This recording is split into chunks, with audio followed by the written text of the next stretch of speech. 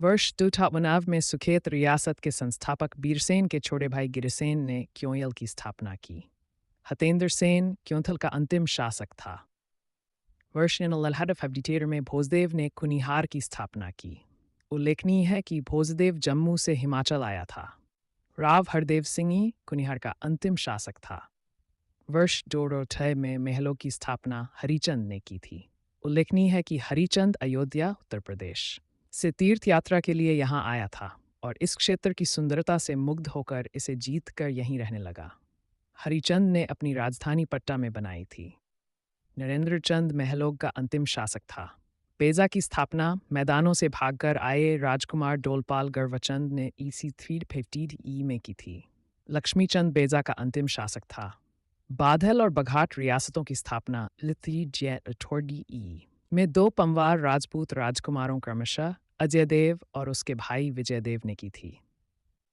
बस्तपाल एक दंतक था के अनुसार उज्जैन का राजा विक्रमादित्य अपने 3 पुत्रों के साथ 12 ठकुराई की पहाड़ी रियासत सोलन जिला आया था। अजयदेव ने बागल को जीता था। विजयदेव ने बघाट की स्थापना की और तीसरा भाई सन्यासी हो गया था।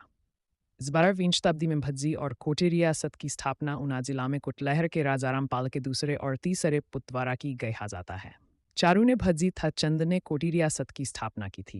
भज्जी रियासत की राजधानी मूलवाघात था। कोटी रियासत की राजधानी मूलकोटी था। भज्जी रियासत का अंतिम शासक सुरेंद्र सिंह था। कोटी रियासत का अंतिम शासक घुवीर चंद था। कुयार रियासत की स्थापना 12वीं शताब्दी में जम्मू के रजीली का रहने वाला सूरत चंद की थी। नोटा कुयार ठकुराई कब बनी इसका सही इतिहास नहीं मिलता। अलाजाधामी रियासत का अंतिम शासक रामचंद्र पाल सिंह था।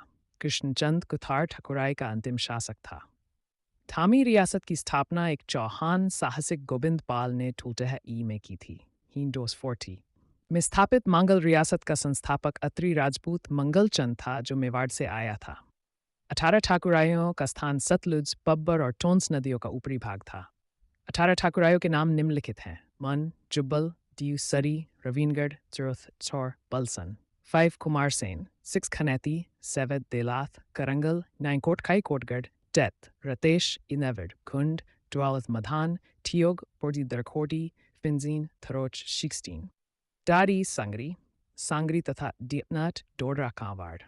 12वीं शताब्दी में सिरमौर के राजा उग्रचंद के तीनों बेटों कर्णचंद, मूलचंद और दूनीचंद ने गिरी पब्बर के मुहाने पर क्रमशः जुब्बल, सरी और रवीन रियासतों की स्थापना की। नोट परंपरा से प्रसिद्ध है कि 12वीं शताब्दी से पूर्व जुब्बल के राजा सिरमौर के राजा थे। वे चंद्रवंशी पठौर राजपूत थे। जुब्बल रियासत का अंतिम शासक दिग्विजय चंद था। सरी रियासत का अंतिम शासक पूर्ण सिंह था। रवीनगढ़ रियासत का अंतिम शासक फतेह सिंह था। वलसन और रतेश सिरमौर की शाखाएं थीं। ये अपना उद्भव सिरमौर के प्राचीन राठौर राजाओं से मानते हैं जो 12वीं शताब्दी से पूर्व वहां राज करते थे। पलसन रियासत का संस्थापक अलकसिंह को माना जाता है।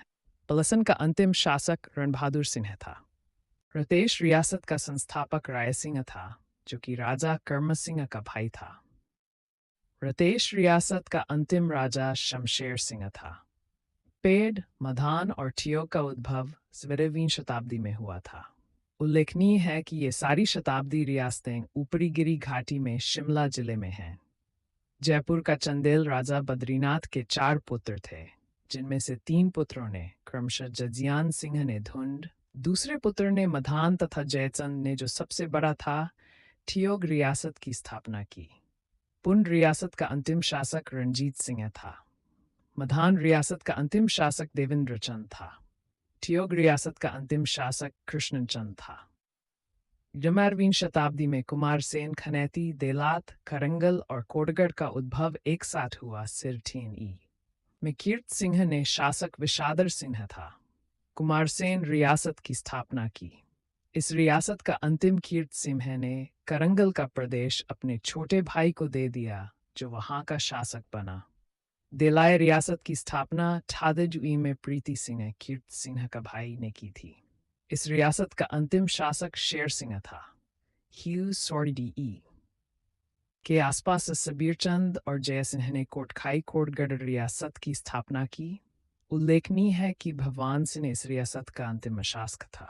सबीरचंद हट्टी पीढ़ी के वंश जमींदुनी चंद और अहिमल चंद 2 भाई हुए जिन्होंने अपने दावे तय और अपनी तात के अनुसार राज्य के हिस्सों पर अधिकार जमा लिया। इस 18 प्रकार दुनिचंद खनैटिका और हिमलचंद कोटखाई कोटगढ़ का शासक बना। 12वीं शताब्दी में गिरी घाटी में दरकोटी की स्थापना जयपुर के राज परिवार के एक व्यक्ति दुर्गा सिंह ने की थी। इस रियासत का अंतिम शासक शिव सिंह था। में थरोच रियासत की स्थापना किशन सिंह ने की थी। इस रियासत का अंतिम शासक सूरत सिंह था। थरोच के विषय में कहा जाता है कि देवकरण जो कि उदयपुर का राजपुत्र था, सिरमौर आकर बस गया था। थरोच पहले सिरमौर रियासत का हिस्सा था, जिसे बाद में देवकरण के वंशज किशन सिंह को भेंट में दे दिया गया। डारी थरोच रियासत की एक शाखा थी। इस रियासत का अंतिम शासक धर्म सिंह था। सांगरी मूल तब बुशहर के राजाओं के अधीन थी, जिसे 5वीं शताब्दी के मध्य में कुल्लू के राजा मानसिंह ने छीन लिया था। बाद में सांगरी 18 ठाकुराइयों में मान लिया गया। सांगरी रियासत का अंतिम शासक रघुवीर सिंह था। कप्तान सीपी कैंडी ने 18 ठाकुराइयों में डोडरा खांवर को गिना है। ये क्षेत्र टोंस नदी के ऊपरी मुहाने पर गढ़वाल और रोहड़ घाटी के बीच अवस्थित है। ऐसा प्रतीत होता है कि ये किसी स्थानीय सरदार के अधीन था, जो बुशहर का सामंत था। ब्रिटिश हुकूमत ने वर्ष 1806 में छोटी बड़ी दस्तमार रियासतों को मिलाकर शिमला पहाड़ी रियासतें नाम दिया। वर्ष 1960 में शिमला जिला का गठन किया गया। 9 मार्च 1846 को अंग्रेजों ने सिखों पर विजय पाई और सिखों के अधिकार वाली रियासतें अंग्रेजों के अधीन हो गई। यूमार्ड्स 49th में सिस सतलुज स्टेट्स मंडी, बिलासपुर और चंबा रियासतों के लिए ब्रिटिश सरकार ने प्रथम सुपरिटेंडेंट नियुक्त किया। डेट सिरमौर रियासत। सिरमौर रियासत प्राचीन काल में कुनिंदगन राज्य का हिस्सा था। फ्रांसिस हैमिल्टन के अनुसार जब राठौर सिरमौर आए तो उस समय ये क्षेत्र खशों, फाये और कुनीतों के अधीन था। राठौर वंश का इस क्षेत्र पर 5 पीढ़ियों तक अधिकार रहा। वर्ष 1947 में सिरमौर रियासत पर प्रकाशित एक रिपोर्ट में लिखा गया है कि सिरमौर रियासत के शासक चंद्रवंशी राजपूत हैं, जो जैसलमेर के रावल उग्रसेन के वन हैं। 12वीं शताब्दी के अंत में री नदी की भयंकर बाढ़ में सिरमौर के राजा उग्रचंद अपने संबंधियों सहित यह गया। फलतः राज्य शासक विहीन हो गया। सालवाहन द्वितीय, जो कि जैसलमेर राज परिवार का था, वह उस समय हरिद्वार की तीर्थ यात्रा पर जा रहा था। उसे सिरमौर के मंत्री होशंग राय ने राजगद्दी पर बैठने के लिए आमंत्रित किया। सालवाहन द्वितीय ने अपने पुत्र शोभा के नेतृत्व में एक सेना भेजी, जिसने सिरमौर के अराजकता को समाप्त कर 995 में वहां का शासक बन गया। शोभा ने सिरमौर के राजा बनने के पश्चात सुमंश प्रकाश की उपाधि धारण की थी। लाहौल स्पीति को भारत की आदिम मूल जाति मुंडा ने बसाया था। भोट देश के भोट भाषी तिब्बत छोड़कर लद्दाख और लद्दाख से लाहौल स्पीति में आकर बस गए। खश आर्य दक्षिण से आकर लाहौल में बसे। इस प्रकार लाहौल स्पीति में बसी 3 प्रमुख जातियों की 3 भाषाएं बुमन, तिनम और मंचात प्रमुख हैं। लाहौल के प्रारंभिक शासक छोटे सामंत थे, जिन्हें जो पुकारा जाता था। नोटा ईश्वर के संसार को लाही युल कहा जाता है, इसी से लाहील बना। चीनी यात्री हुएन सांग ने अपने यात्रा विवरण में इसे लो उलो से इसका नाम जोड़ा है। सन 1425 में लाहौल पर यरकन सेनाओं ने आक्रमण किया था। ठजन में तिब्बती शासक चुबसेम्सपा ने स्पीति पर अपना अधिकार कर लिया और यहाँ ताबो गोम्पा का निर्माण करवाया। 70वीं शताब्दी में तिब्बती और मंगोल शासकों ने लाहौल पर हमले किए। 67 में जैसे ही लाहौल लद्दाख से आज़ाद हुआ, चंबा के शासकों ने इसे अपने अधीन कर लिया।